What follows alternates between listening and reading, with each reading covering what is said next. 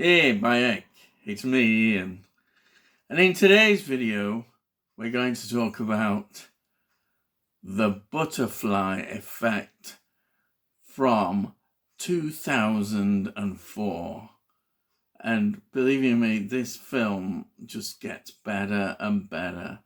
And yet, you don't hear it mentioned a lot, It's there, but it's not really mentioned a lot. I don't come across it. And yet, this film is something special. Yeah, I'm saying that. It is definitely something special. I get excited by it. It's so good. I think first thing to say is that if you look on the critics' view of this film, and even Rotten Tomatoes put it at 34%, and what do they know about it? Critics, hey, just ignore them. What the hell do they know? They know note. So, films that are considered not that good, well, you look for yourself, make your own opinion. And I think time also changes things.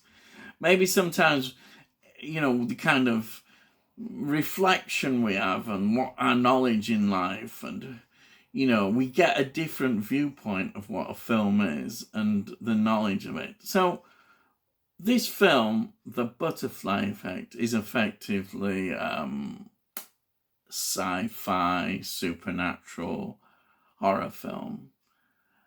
Some may argue that the horror is the psychological darkness of this film, the effects of it. I mean, the whole idea of the butterfly effect is that small changes can create big changes, big effects. Just the small effect of those butterfly wings. It all comes down to science, physics, chaos theory, of how we look at the world. That's what it's about. But I think the bad reception of this film maybe comes from the lead actor to some extent. Ashton Kutcher was known for his romantic roles, not particularly, I don't think, seen favourably at all. I don't think he was particularly liked. And yet, he's a complete revelation in this film. It's probably his greatest role in his whole career, because I don't think he really does anything else after this. It's all in the comedy, sort of romantic area. But this is an absolute wonderful performance. Though I can say that about the other two actors, the child actors as well in this film. They produce such a great performance. In fact, so does the whole cast is just fantastic. Also, I think the what is overlooked as well is the performance of Amy Smart. I mean, Amy Smart in this film is fantastic. Absolutely.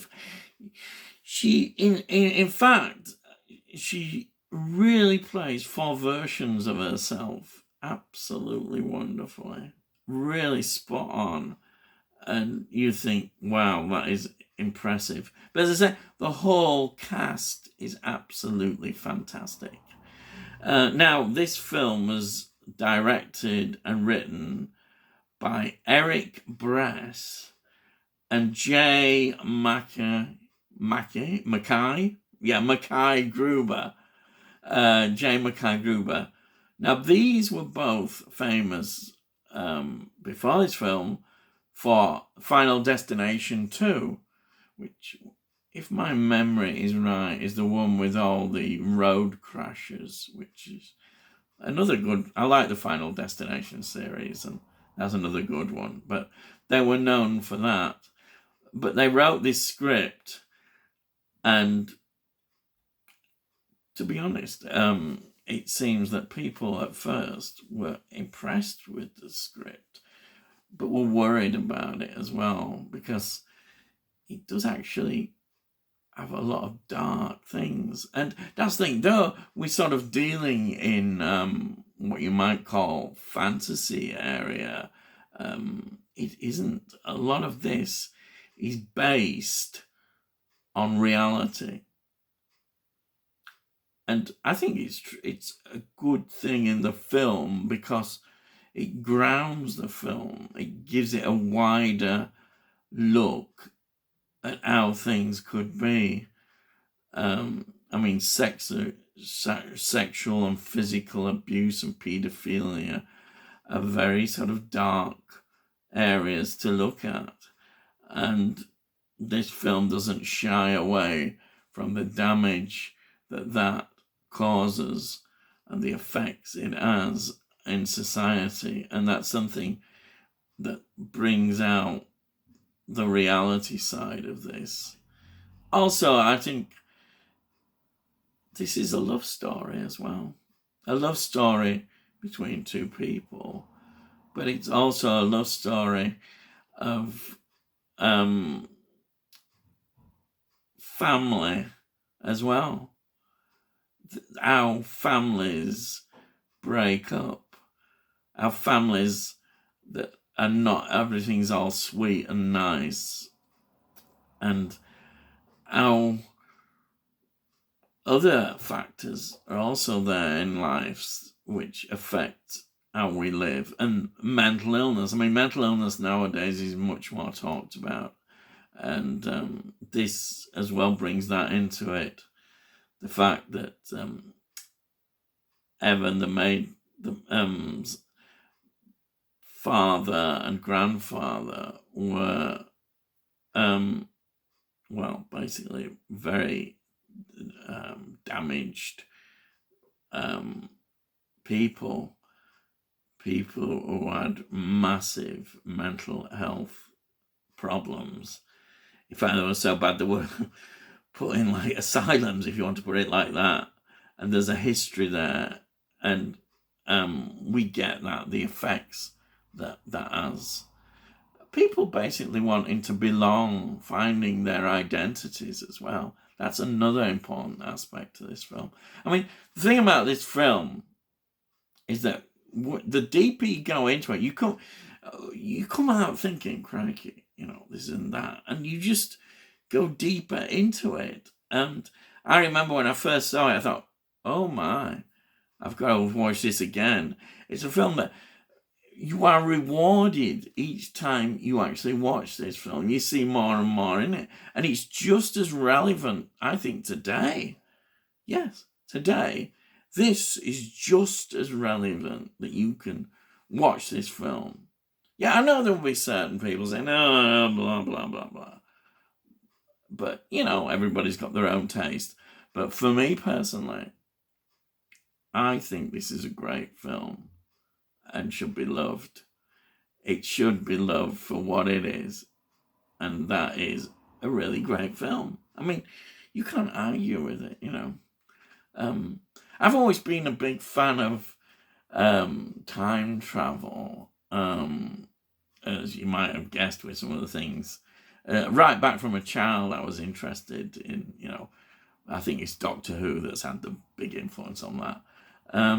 I didn't actually know about people actually have always had quite an influence in interest and influence in time travel.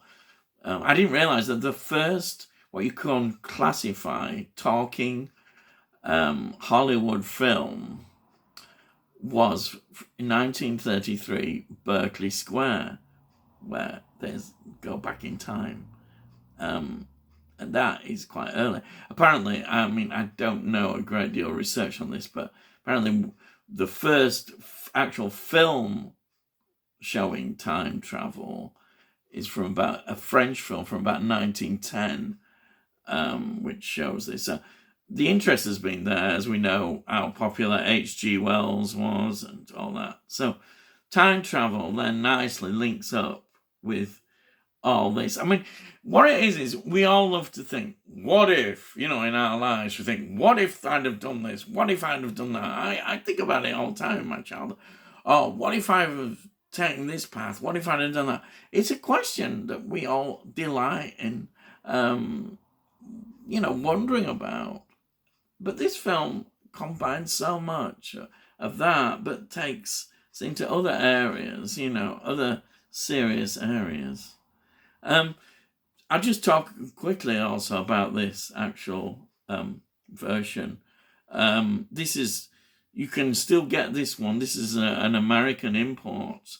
And it's, I think Warner Brothers did it. It's not any boutique label or anything like that. It's a very good copy. The Blu-ray transfer seems pretty good. But I think the extras are absolutely fantastic. The extras, you get all about the cast, interviews with the cast. But then you get other stuff about the science, the chaos theory, everything about this, time travel. You get, academic kind of people and just people talking about these things, which is really interesting. Yeah, it's really interesting. Oh, and then there's deleted scenes. Really interesting deleted scenes. And of course, there's 3 endings to this film. And I think I prefer the ending on this director's cut. Yeah, the director's cut ending, I think, is rather interesting. But I can understand other people enjoying the other endings. But the director's cut ending is very good. But anyway, what I'm saying is, you look on Amazon, you get this, pick this up about 15 quid in this country. There is a German version, I think that's about 12 quid. But it's still available. You can get this. And I think it has been on some streaming services. There were some rather possibly ill-advised films, Butterfly Effect 2 and 3. I've seen 3. It was okay, but it's not. This film just is a standalone film for me. It doesn't need anything else. I mean, I do love all these franchise things, even the bad ones. I love like Wrong Turn, and I mean some of them are pretty not, but I just enjoy them, and I enjoy all the Final Destination films. Great set of films, but because in a way, Final Destination is a what if kind of film series. Maybe that's why I like the Final Destination films. But anyhow, going back to this, it's still available. If you get a chance, you might be able to see it on some streaming services. I'm not sure. It has been on there. But I just think it's a film that deserves a lot more love and needs to be talked about and isn't. But hey, well, that's life, isn't it? That's what we get in life. Especially in, the areas of, people's views and ideas on films. People say, it's this and that. But I still think that this deserves a lot more love. Anyhow, I'm going on. I could go on for hours talking about this film. There's so much to talk about. I hope I've given you an idea of why I actually love this film. This film deserves a lot of love, and you should check it out. I mean, really check this out. It's a great film, really up there with top films, definitely. Incidentally, the budget was only $13 million, and the public obviously agreed with me, because at the box office it made $96.8 million. So there you are, critics. Anyhow, I'm going on again. I might start rambling and ranting away, but anyhow, that's it. I think that's it. There it is, The Butterfly Effect. And all I've got to say now is that if you've enjoyed some of my content and want to be alerted, then why haven't you subscribed? Subscribe. There I am again doing that. Subscribe. Yes. Or, if you like it, give it a like. Just say, I like this, and click it, and all that sort of stuff. So, all I've got to say is, I'll see thee, and I'll see thee again.